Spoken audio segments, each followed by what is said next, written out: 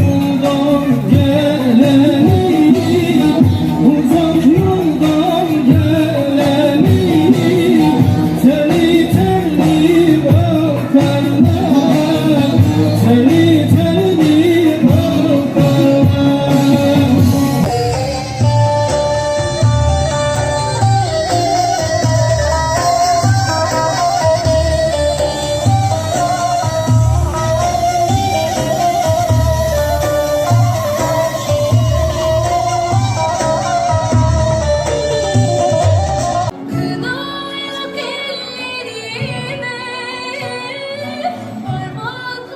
Evet, şöyle biraz geniş duralım.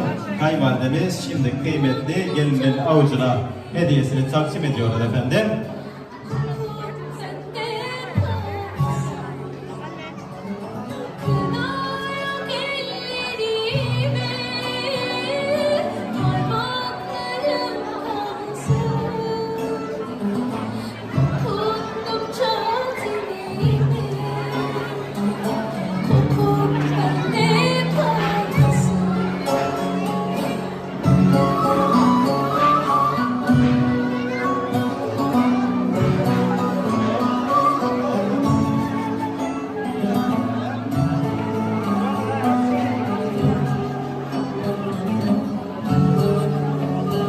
Evet, sevgili kayınvalidemiz kıymetli gelinin avucuna hediyesini takdim ettiler ve güzel çiftimizi tebrik ettiler. En güzel alkışlar kayınvalidemiz için gelsin. O güzel alkışlar kıymetli kayınvalidemize gelsin. Çünkü güzel çiftimizin üzerinde fazlasıyla emekleri var.